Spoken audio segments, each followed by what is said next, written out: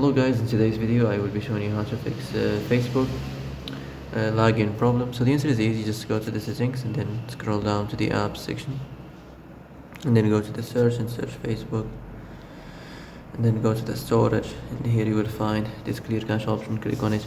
Now you can go check it if it worked, and if it didn't you can try to restart your phone or turn the Wi-Fi off and on, or the Bluetooth or the airplane mode.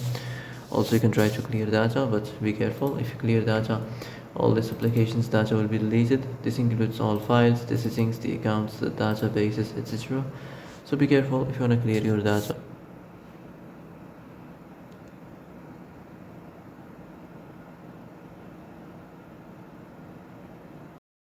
And that's it for today's video. I hope this is the answer you've been looking for.